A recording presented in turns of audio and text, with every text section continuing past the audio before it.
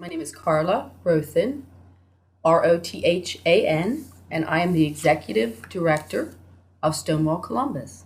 Okay, and this interview is being conducted on December 8th at 1:20 p.m. at Stonewall Columbus, so Center on High Street. What's the address here? 1160 North High Street. Okay, and let's just start with the background information. Your birth date? Yes, June 8th, 1964. Okay, would you like to declare a ethnic or racial background? No. Okay, your parents' names? Yes, Kathy Rothan and Kenny Rothan. Okay. Did you have any siblings? Yes, Kent Rothan. Okay. What did your parents do for a living? My father was a truck driver, and he drove for locally in Cincinnati, Ohio. That's where I was born. And my mother was, for most of her life, worked in retail as a salesperson. But when we were small, she was at home. My father died when I was 13 years old. So then my mother became out in the world and had her own career. Okay. Do you remember any special family events from your childhood? Any family reunions or vacations or going any place? We had a great time. One of the first vacations that we ever went on was my father and my mother and my brother and I, and then my cousin went to Smoky Mountains. And it was really fun because we had never been on a vacation before. And it was a great experience. So I would think that would be my most memorable. Okay. Did you go to public school? I went to a Catholic school called St. Bernard's Parish in St. Bernard's Elementary School from the time that I was in first through third grade. And then I went to St. Jude private school in fourth grade, and then I went into public school after that. Fifth all the way through high school, I was in public school. What was school like for you? Oh, school was fun for me. I enjoyed school. Oak Hills High School was my high school, and it was a very large high school. We had a graduating class of 850 people, and we really had a wonderful neighborhood and always had a lot of fun in school. I was always involved in a lot of activities. I was involved in student council and sports and theater, and then I did things with the community as well, like soccer. I would play soccer, or I would be in different plays in the community in addition to school. Okay. Did you date at all in high school? Did I date? I dated a little bit when I always had a boyfriend from the time I was in kindergarten.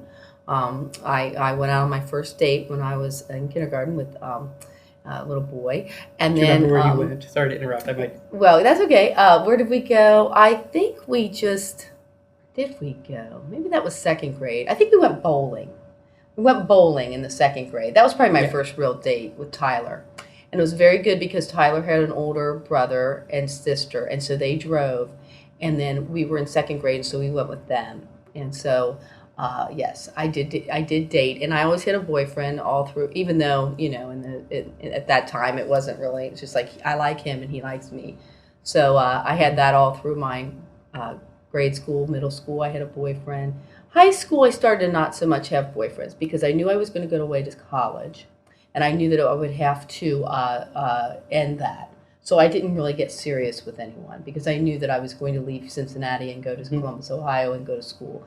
And so I was very set on that, and so I didn't want to get too mixed up with that. Yeah. When did you first start to? Well, first of all, I don't even know how you identify. I mean, or you said you were out. Yes, I'm a lesbian. Okay. Mm-hmm. When did you first start to, realize that? Yeah. I guess probably in college. Mm-hmm. I'm not going to say I didn't have really close female relationships when I was in high school. I did because I played a lot of sports, and so you're with mostly with women a lot, and so I didn't have a lot of dating experiences. I was the homecoming queen of my high school though, so I was very much a part of the culture of the cheerleaders and the football team and all of that. But I also was involved in theater, so I was with a lot of gay folks in theater. But I didn't really start to think about that until I was in college. And in college, I majored in theater. I got a Bachelor of Fine Arts. And even though it's traditionally men come out more in college in the theater than women do traditionally in those days anyway. I think probably when I started working on plays and I started to develop relationships with women during that period, that's probably, so I would say college. Okay. Probably my senior year too. So I was a little late. It was late. Yeah, I was like 22. I went to college early, and I graduated when I was 22. So I was pretty much in and out and done and on with my life. What do you remember in both high school and college, and I mean middle school, I guess too, about what people may have said about LGBT people? Or it was very, very harsh. I went to real quick though. What year did you graduate from? Oh, I'm sorry. I graduated from high school in 1982. Okay.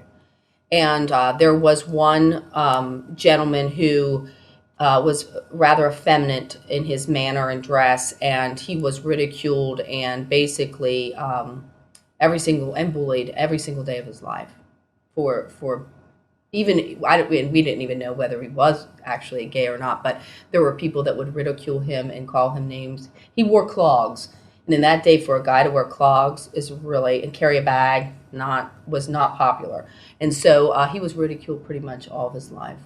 Do you happen to know where he is now? No, I don't, and I don't remember his name. And I think he graduated from high school early because he was so ridiculed. Yeah. He got out of there, but yeah, it was very difficult. All right, so you lived in Cincinnati, and then you went to OSU. You moved 2 hours away from home or more.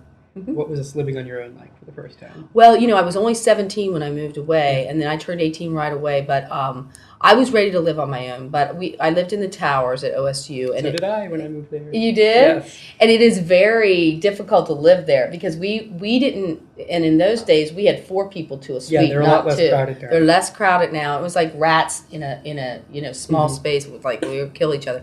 But we got along. I had 3 other girls, but it wasn't so much difficult as far as living on my own. I was pretty independent, but I didn't have a car. Yeah. Because you weren't allowed to have a car. And I was used to having a car from the day I turned 16. I always had my own vehicle. So that was very difficult, and I felt like I was a little bit trapped. Yeah. And so that was tough. And then I couldn't get home when I wanted to get home. I had to wait and get carpools, and I didn't have my own wheels, and that was very, very difficult the first year. But then after that, I lived in a boarding house for my next year, and all through till the end. I lived in the same exact place on 15th Avenue. So it was a boarding house with a bunch of girls, and I didn't have to. It was cheaper than having an apartment, and so I was able to do that. My financial situation was very difficult because my father died when I was 13. So my mother never really made a lot of money. And even though he left an insurance policy that she used for my college, we were always very, very tight. And so it was financially, college was really, really difficult for me. Yeah. Yeah, as it is for many people. But do you happen to remember what your first car was? Yes, I do. It was a Mustang T-top. Nice. It was beautiful. All right. My brother totaled it.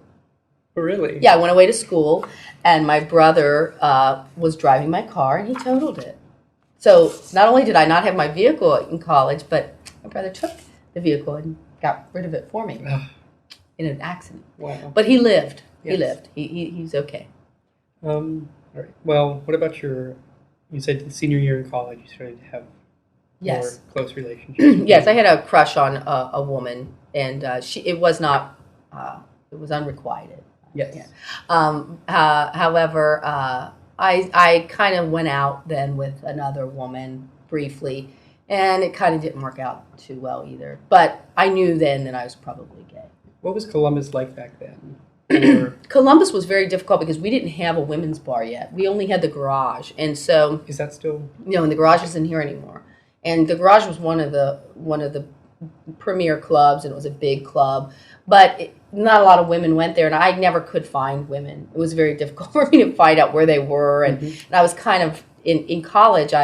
I knew who was gay and who wasn't because we were in a small theater department. But then in the world, I couldn't really translate that to the world. Yeah. And then I moved back to Cincinnati for a little while, and that was weird too because Cincinnati is very culturally different than Columbus, Ohio. Not as progressive, and so it wasn't. And at that time either. But they did have some clubs down in Cincinnati at that time, so I did meet some people. But was there any kind of groups on campus or? Nothing like that. No, there were no groups on campus as far as I can remember. Now, there might have been, I just didn't know about them. But I wasn't, I'll be honest with you, I was so busy. I went to school from very early in the morning, probably 8 o'clock, and then I had rehearsals until 11 p.m., and then I studied until about 2 o'clock. So I had a very, very busy life in college, and I didn't work except in the theater department as work study, so I was always studying. I wanted to get out of there as quickly as I could. Yes. Who did you tell for the first time?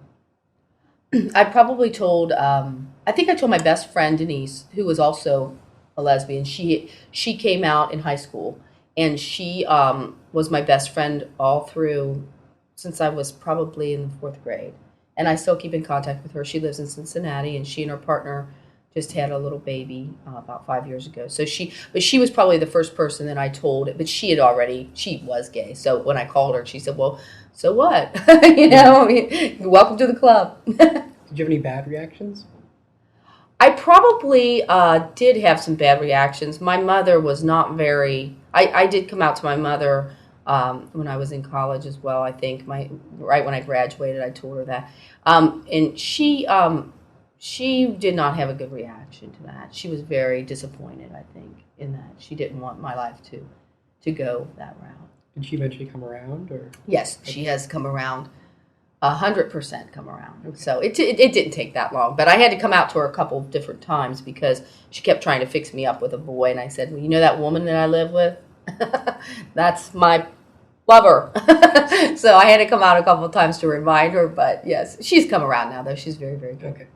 What was your first job after college? Your first degree job, I guess. My first degree job. I toured and did shows for children for MadCap Productions, which is a children's theater company in Cincinnati. And I learned puppetry, and I learned audience participation, improvisational theater. And I toured and did shows for children. Wow. Yeah, it was great. What was that like, being on the road? Well, my partner at the time was the founder of the organization, and so sometimes we traveled together and sometimes we didn't. But she and her partner, her work partner Jerry, created this company, and then I came in and was the first person that they hired full time. So it was a small company, but we were in the process of growing it. So it was a very exciting time. It was kind of being on the ground floor of something very exciting, building a business from scratch. So I learned very, very early on to build something from nothing. Mm-hmm. And that was MadCap Productions. And they had already done a lot of it, but I was the first person that they hired. I became the tour manager. So I did the tour managing during the day, and then I performed. I'd go away for a week at a time and perform. It was great fun. I really enjoyed it. It was a great first job for me, and I did that for 3 years. The next section is called Dating, Love, Marriage, and Sex. Okay. So we think about the butch-femme dynamic, just as a general question. Well, I think it comes and it goes. I think it's a very trendy dynamic right now in relationships, I think, with people that are probably in their 20s. And I think that there is definitely, you can see a dynamic there. I think at my age, I'm 44, so I don't know. We have groups of people that identify as butch and femme, and then we have groups that don't. Mm-hmm. And so that kind of goes back and forth, and I think it has to do with the time, you know. But I think it's a very real dynamic, and I think it's a great way to identify yourself, however you wish to do it. Yeah. Sure. Well, I like to support gay businesses. Yeah. So I will support gay businesses for always, as I've always have, and I try to support gay businesses, and even in my medical life, and in my lawyer life, and anything time I need someone, I try to put my money in the gay community. So that's very important to me. But when we go out, we happen to live in the Short North in Victoria Village, so we live in the big gayborhood. Yes. And I feel very confident that almost anywhere I go is a great place to go. So I don't only go to gay restaurants. We go to lots of businesses in the Short North, and not all of them are gay. But anytime I have a chance to support a gay business, I will. Can you tell us a little bit about your partner? Yes, my partner is Linda Schuler. And Linda has lived in Columbus all of her life. She's retired, City of Columbus. She worked for the city for 30 years and then retired about 10 years ago. And I've been with her for 12 years, and our anniversary is on May 2nd. She's very well respected, and she is an entrepreneur. She started renovating and restoring property in Victorian Village about 35 years ago. Mm-hmm. And she is just a wonderful, bright, and articulate lady. How did you guys meet? We met doing a play. With So Figure? We did a play for charity. It was called Murder at the Lazy L, and it was a murder mystery dinner theater during kind of like Valentine's Day at a bar here, and she was in that play, and so was I. We became friends, and then later became partners. If you guys could get married, would you? Yes, we will get married as soon as it is legal in the state that we live in. Yes, and so we are waiting for that. I'm not saying we wouldn't go to California or to Massachusetts and get married and then come back and say we're married. We would like to, but we really want to stay here in Ohio and make a statement here, and we will get married when it is legal in Ohio. What do you think about the current climate in Ohio? It has gotten a little bit better in the last year, yes, with our new governor. We live in a bubble here in Victorian Village, yes, and in Columbus.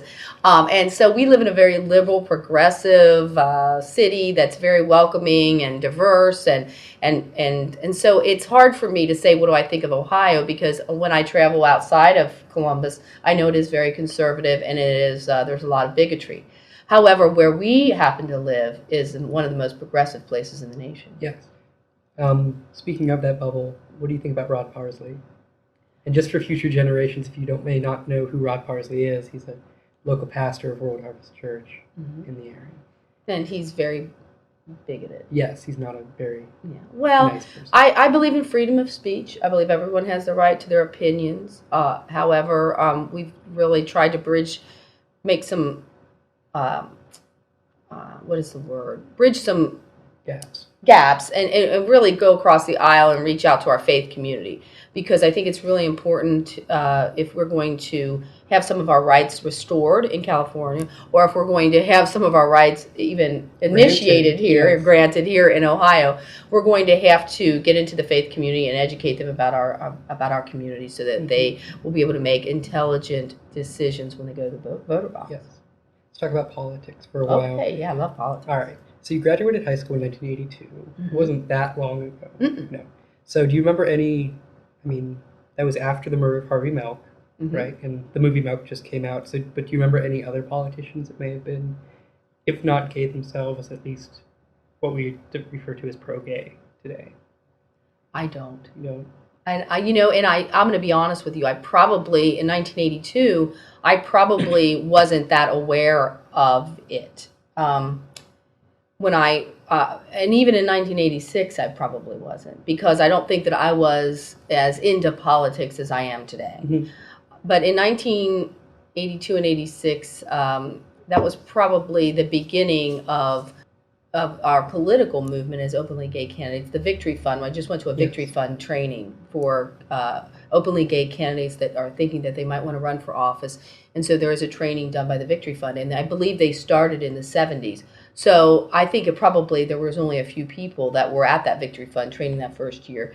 And Barney Frank came out in the 70s, but I didn't really know him. But I do believe Barney Frank is one of the oldest pioneers, yeah, as far as that's concerned. So, and he was involved in politics at that time, but I wasn't as much.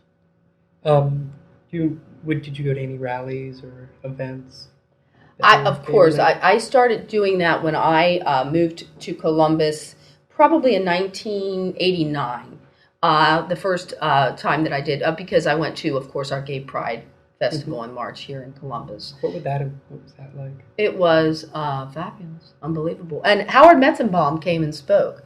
So he was very Democrat, I believe it was Senator Metzenbaum. And he was very progressive and very nice to all of us, and was there to be supportive of our community. And that was a long time ago. So Howard Metzenbaum was one of the, now that you're saying that, it's bringing it back to me. Do you have any pictures or anything from those events? No, I probably don't. I don't remember that I do. But, of course, it was Stonewall Columbus that did it. So Stonewall Columbus has been around, because I've only lived in Columbus for about 2 years, mm-hmm, now. Yes, Stonewall Columbus has been around since 1981. Okay. So you graduated again high school in 1982. That was the very beginning of the AIDS crisis. Mm-hmm. What do you remember about that? I remember it being very devastating because in the theater we were losing a lot of our gay artists, and it was very difficult for us because we saw a whole generation of artists leave the world, and so their work stopped. Yeah. And that was very difficult in the arts community. And then I always waited tables and worked in restaurants. I worked at the Vine when I moved to Columbus in 1989. I had a part-time job. I worked during the day touring and doing shows for kids for Columbus Children's Theater. And then in the evening, I worked at the Vine, at the Grapevine is what it was called then. And so Isn't that on North High Street? It's on Gay Street. Oh, okay. It was on Gay Street, but it's gone now. Okay. But it was our first gay restaurant in Columbus, and it was called the Grapevine. It was opened by Alice Wing, and she might be a good person to interview actually. But she had this restaurant. She and her partner at the time, not her life partner, but her business partner. And so I went in on my lunch hour one time because I needed a job, and so they hired me, and I did that. So I met a lot of gay men in that business, and then we lost several of them too. So it was very devastating. No, I was born in 1987, so I missed all that. I mean, how big was it? Well, it was kind of upsetting because a lot of misinformation went out in the media about how you would contact AIDS, and in the very beginning they said you could get it if you ate after someone. Well, when you're in the restaurant business. And, you're eating after each other all the time. Taste this, do this, I mean, you're kissing, it's a camaraderie that is a little different. You're very much close with people, and, but then soon after that, we did get the right information. But, the administration, that administration made it very clear that this was a gay disease, and they were very, very much trying to pin it on our culture. And then after all the information came out, it came to be that, of course, we were misinformed, and it was tough because it made you feel a little like you were the cause of something really terrible, like an epidemic. You mean the Reagan administration? Yes, the Reagan administration. And then after that came Bush 1. Yes. Okay. Yes. So, what about how did AIDS impact the lesbian community specifically? AIDS impact. Well, I think what happened was the lesbian community came together because it's very much cultural for them to come together to fight and to radically go out and let people know the truth. And then also they were the caregivers of people with AIDS. So they were the healthy ones. And so our lesbians stepped forward and they took care of a lot of people. We also did a lot of fundraisers. We did a lot of events that drew attention to it, especially at the Vine. We raised thousands of dollars to help AIDS organizations in Columbus. And back then there was no Columbus AIDS Task Force. Columbus AIDS Task Force began in let me think about this. There was, but it was in the late 80s, I believe. The task force began. Correct me if you'll have to correct me on this one, but I hope I'm not giving misinformation. I can't remember the exact year, but they came after Stonewall Columbus. Columbus AIDS Task Force was a little office in Stonewall Columbus for the first part of its life, and then it grew so big, of course. All right. Let's move on to something a little more positive, the social life aspect. You've already talked a little bit about, the one bar in Columbus, and now there's knows how many. Yes, many. And what about racial or gender segregation within the community? I think it's a real issue. I think that we at Stonewall Columbus, at least, and I'm just going by this organization because it's the one I'm most familiar with, but we have really made a concerted effort since I took this position in 2006 to reach out to our people of color, because I think that they have felt as if they did not belong to Stonewall Columbus. They did not belong here because they don't see evidence of it. And I don't think that we've ever had anything saying, hey, this is exactly for you. This is what we created for you. And so we really wanted to do that. And I think we've done a good job of it so far. There's still more to do, but like we've got a couple of really important lesbian activists, people of color on our board. And I think that they're making great strides into bringing those two communities together. Okay. What about straight allies? Remember any important straight allies, either currently or from the past? Well, our mayor is a straight ally. The mayor of Columbus has been very diligent about working with our community and making us a part of his government world. He has appointed me to the Recreation and Parks Commission. He appointed me to the 2012 Commission, and he sees the value of having a gay seat at the table for some of these boards that we need to sit on. So I think that we've got a lot of straight allies. I think we have a lot of politicians that are straight allies, and I think we have a lot of people in the community that are straight allies. We actually have an organization called Speak Out, which is made up of straight allies. So I think we are really doing a pretty good job here in Columbus of getting involved in other people's organizations, like the Short North Business Association meets here at the center. We're trying to, and we work with Southeast Mental Health Center. So we've got all types of ways that we can partner with other organizations and get them to understand our needs and vice versa. So I think we're doing a pretty good job, but there's always room for improvement. All right. So this upcoming year, the Equal Housing and Employment Opportunity is slated to go before the state legislature, I guess, not just one. Yeah. Do you think it's going to pass? I'm hopeful, but we still have a ways to go. I think there are some issues that keep being brought forward concerning that bill, and it has to do with human resources. Some of the legislature brings up the fact that they think that this is an issue that if we have this, it's going to be nothing but lawsuits. People suing people because they've been discriminated against, and I don't know. It has some hope, but I don't know. It's a 50-50. I really couldn't tell. I can't tell at this point, but we've made some great strides. It's getting some hearings. Yeah. I mean, which is has never happened before, so that's good. I mean, is it something you'd want to pass? Oh, of course, yes, we have to have it.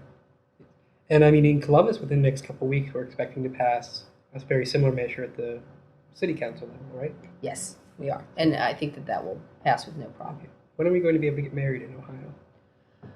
Well, it's probably not going to be until about 15 to 20 years. And the reason is because we have an issue that we passed issue 1 in 2004. And we are going to have that repealed before we can move forward, I believe. And so I am not hopeful that it's going to happen in the next.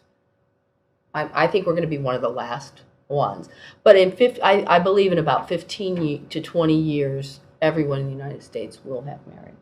It will be across the board. Will it be on the federal level with federal rights too? Yes. Because issue 1 is really tough. I mean, it restricts not only marriage, but marriage-like things. Mm-hmm. So no civil unions or domestic partnerships. Right. So it's going to take a while. Yes. Ohio will be last, as we are now. Yes. Equality Ohio. Mm-hmm. Kind of a newer organization, started after issue 1 was passed. I'm an intern with Equality Ohio. I work in their development department, which basically means I do paperwork all day long. I sit and enter addresses into the computer. What's Stonewall's interaction with Equality Ohio? Are you guys partnered or? Yes, most definitely. We are the local grassroots organization, and they are our statewide organization. So we're great partners in this fight for equality. They are.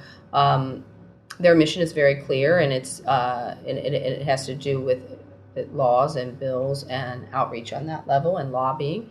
And our mission is very clear, and we are a community center. Mm-hmm. And so we're one of several community centers in Ohio, and I think that Equality Ohio works very well with all of them. Well, let's talk about the center for a little bit. Sure. And you're probably one of the best people to talk about that with, the executive director. What are some things going on? It's the end of the year now. It's almost 2009. What are some things going on now? Well, I'll tell you, I started this job in July of 2006. And just to give you a little background on the history of the organization, started in 1981. Has gone through many transformations over the years, but the most significant one was probably when I came on board.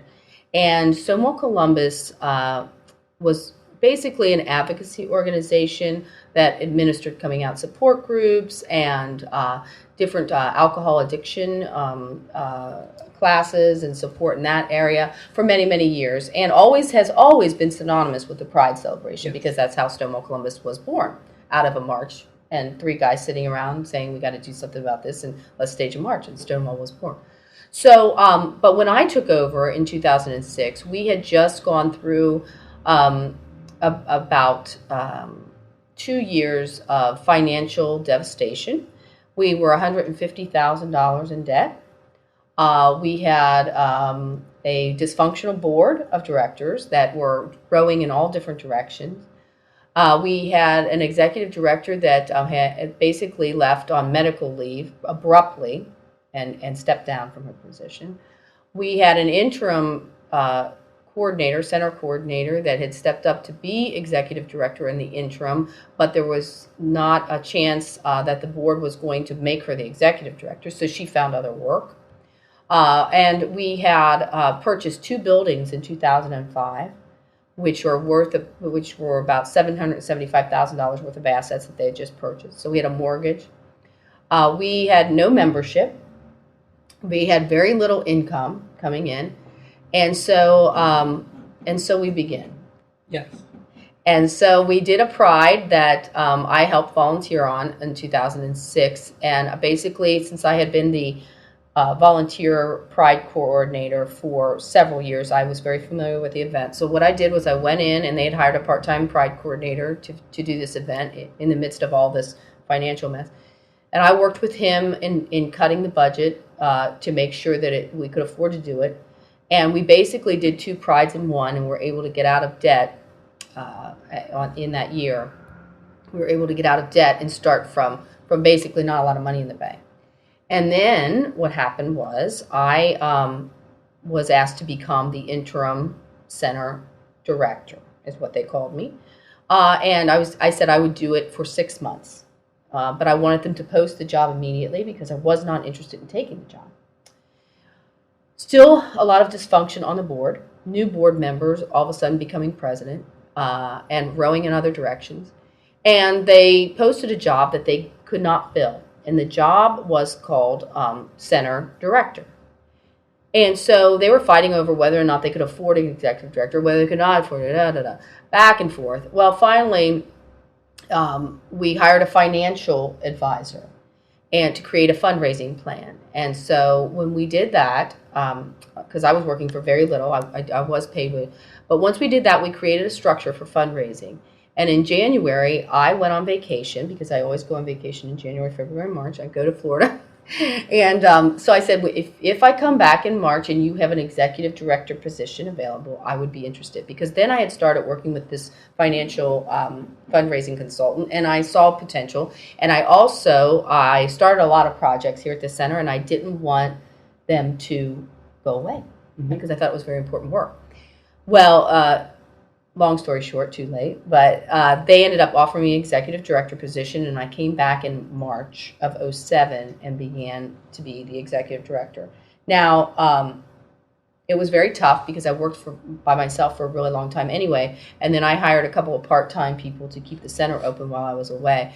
And they were thinking about closing the doors of Stonewall Columbus, to be honest with you, because they didn't think that they had the financial support to be able to do it. But the first thing I did was I did a survey and asked the community what they thought of Stonewall, and I got a lot of good feedback, a lot of negative things, but some positive things. And I decided to rebrand the organization. And that's when it all began to turn around. Because right before then, I think that we had started to do some things, but we had never really branded the organization. And now I didn't get rid of the entire name. Stonewall Columbus is still our incorporated name, and it's still our name. But I knew that it was all about these buildings. And we had purchased these buildings, and we are the only gay organization in Central Ohio that owns property. Mm-hmm. We own these buildings. Our community owns these buildings. They're in a prime real estate district. They're in the short north. They're on the corner of 4th and High in the short north. And they are worth a lot of money. Yeah. And I know that means that our community has wealth, and it has space, and it has the ability to grow into the future. And it only is going to get better from here, is what I was thinking. So we need to make it all about these buildings. And so I went to the board and said, all right, we're going to have a session. It's only going to be this many hours, and we're going to come up with the names of these buildings. And then I incorporated those names, or branded them, trademarked them, and called it the Center on High. So we're still called Stonewall Columbus, but the center is called the Center on High. And so we didn't really change our mission, because our mission is still to have a community center, but they never ever really put that forth as the brand of the organization. Mm-hmm. And so I got a little flack for it because I didn't call it the LGBT Center. But I'll be honest with you, what we were thinking was that there's so many letters that keep coming up and added on, and we'd have to change the signage every time. And to be as inclusive as we wanted to be, we left the letters off. But we know that we are the LGBTQIAA center in Central Ohio. Yeah. That's not a problem. But so after we rebranded it, I believe that the positive energy started to come. Mm-hmm. How is Stonewall's, I mean, you just kind of talked about this, but how are things different today, like right now, today, where we're going from where our focus was maybe 15, 20 years ago? Right. Well, what it's about right now is about building healthy families.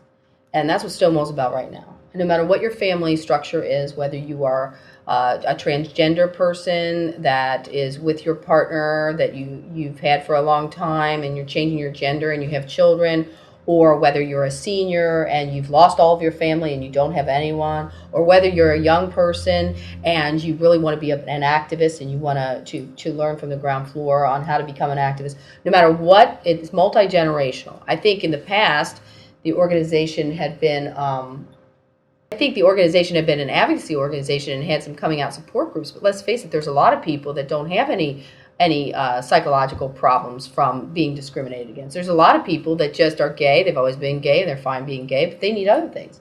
So we've expanded our services, and we have now. Not only do we have this entire building, but we turn it over 2 and 3 times a day. We have classes. We have Spanish for the gay community. You want to go on a cruise, you want to learn some Spanish, come to the center for free and learn Spanish. We've got ballroom dancing for couples. We've got yoga. We've got Tai Chi. We've got health fairs. We've got symposiums. We've got faith initiatives. So what we've done is we've taken this center and we've made it in my estimation, is a true community center where people can come and learn and grow and become healthier and happier people in life. So we went from just being advocacy, which we still do a little advocacy, to expanding that to be able to change people's lives. And that's really what's important nowadays. Now it's all about health. It's all about health in the world. It's all about health for gay people too. We're all trying to get healthier. We're all trying to, not just your mind, your body, and the whole experience of health. So. Yeah, it seems like the way I see it, it's like Stonewall is the community center if the entire town were gay. Yes. Like it's kind of like a regular town community center, but just really gay. Yeah. So. Yeah, and people need that. People need to have social interaction. They need to have arts. They need to have their faith, and they need health. They need all of those things, and they need some social life, which we still do Pride, and we still do, like we had our big holiday party downstairs this weekend. We still do social events, but and we still do coming out support, and we hook up people. People call us every day. We're an intake and referral place. Mm-hmm. They call us, and they know that that's where Stonewall means gay to most people because it's branded that way, and they know that they call here. We're going to know where the gay bars are, where the best place to buy a house is if you're gay. They're going to tell them these are the gay doctors in town, these are the gay lawyers, these are the gay restaurants. I mean, anywhere that you need to feel. This is a plumber that you can use. It's not going to discriminate against you. If they come to your house and see that you live with someone that's of the same gender. So they call us for those reasons too. And they call us for crises. I mean, people will call and say, I just got picked up in the park and I'm going to lose my job tomorrow. And I was picked up because I was picking up, I was out there and a cop approached me and I didn't know it was a cop. And they basically asked me if I wanted to go back to their house, and I did. And now they arrested me for solicitation. I mean, that happens in Columbus, Ohio. So what we do is we try to get that person connected to an attorney and get all the facts out for them, calm them down, and move from there. We have people that call and say, my partner just went to give blood, and he's HIV positive. We've been together 8 years, and I'm probably positive too, and I want an AIDS test today, right now, this minute. Yeah. And, got to talk people off the ledge, I mean, it's just really, we've got all different types of aspects of our community, and things happen like that all the time. Well, let's talk about, because I know a couple weeks ago, the Outlook Weekly was on the police, and Outlook Weekly is the local newspaper for the gay community. So what about interactions with the police and Pride, and you mentioned parks? Yeah. Well, actually, that's a small aspect of our police department is very, very good. When we do Pride, we meet with the police department before Pride, and we have done this for so many years now. We have a great relationship with our police department. They always look forward to Pride. We are very good stewards of the streets. We have our own security force that we use with them. Yes. We pay a lot of money for the police, and they love getting that check. And so the city of Columbus makes out pretty well on our Pride celebration. And so I think that our police department, and they've been very, very good, and they're all about making sure that we have a great celebration. So I've been very pleased with them, actually. Well, let's talk about Pride for a minute. Last year, ComFest usually is on the same weekend as Pride, the same week. I know last year I went to ComFest rather than going to Pride.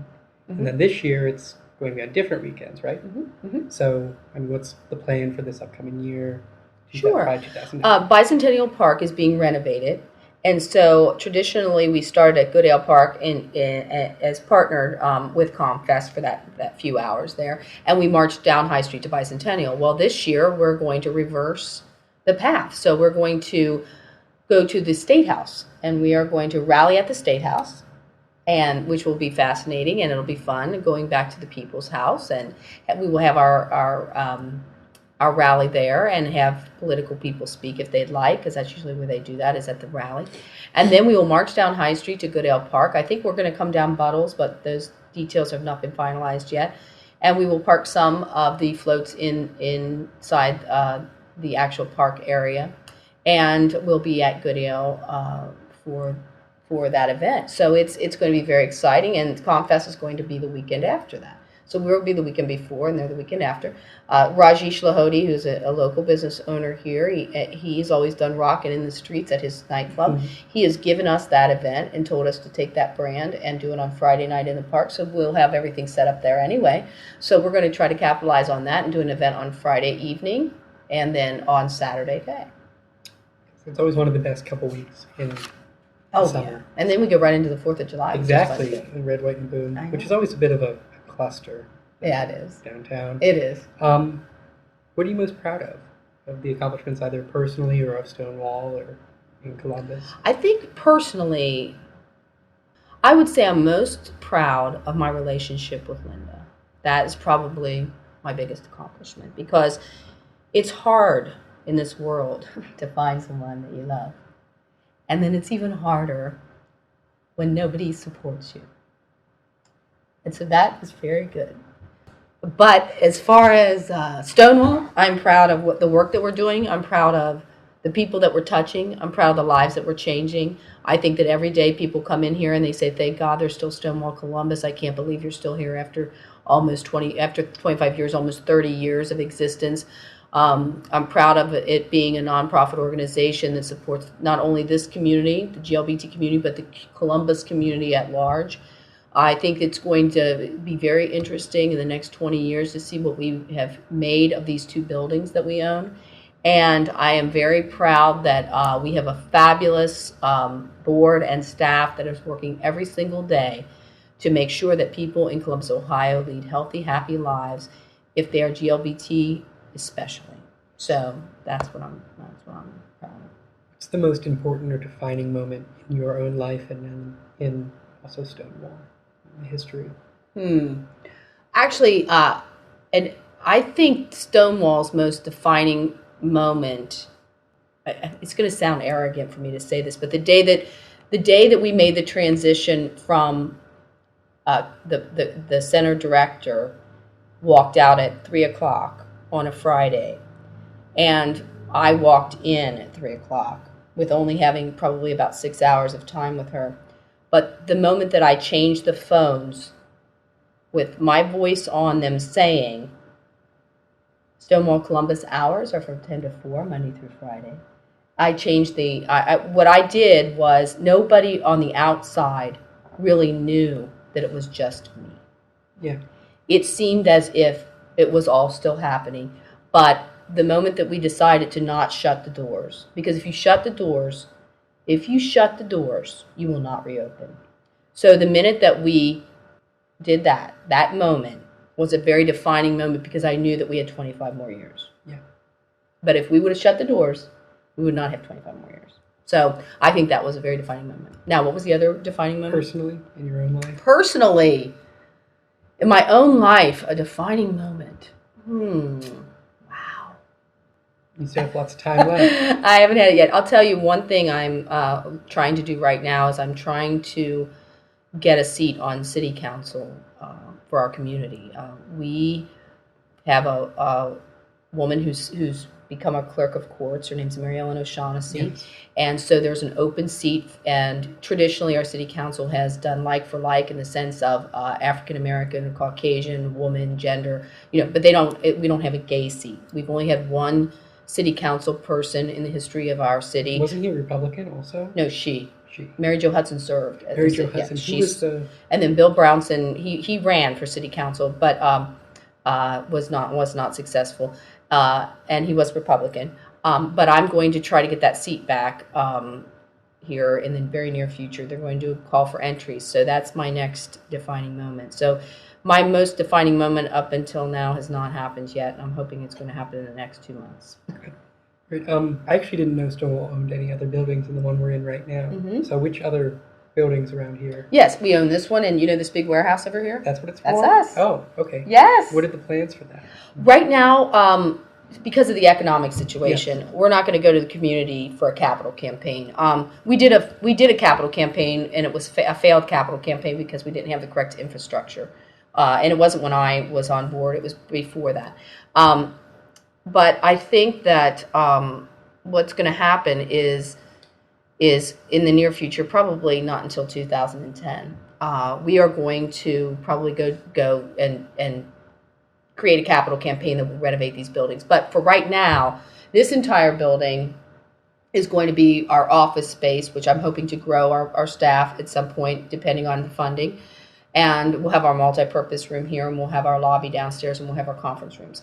And in the building next to us, whether they're attached or not, I'm not really even sure about that, but we will have maybe a cyber center for seniors and youth and the community, everybody, but to learn how to use Word and Photoshop, and we'll have computer classes. So a cyber center on the first floor.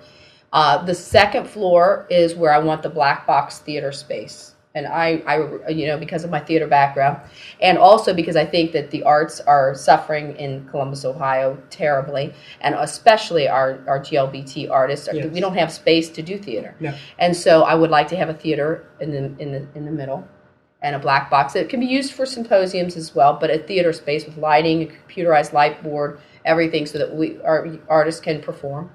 And then on the top floor, I would hope that we could have incubator office space for smaller nonprofit organizations that do not have space right now. So, for instance, Trans Ohio would have an office there. Maybe there'll be other organizations that come up, through the ranks over the next 5 to 10 years, and they may need an office in there. So, young businesses, small businesses, maybe one staff member, maybe two, that would need to create and define a space so that they can move forward and create their organization. I would hope that we could be able to do that. Have you ever heard of the Center on Halsted? Yes, I have. Yes, a couple of my friends live in Chicago, and they talk about that all the time, and I'm kind of jealous because it's a beautiful, beautiful place, and then not that Stonewall Columbus isn't, but there's definitely room for growth.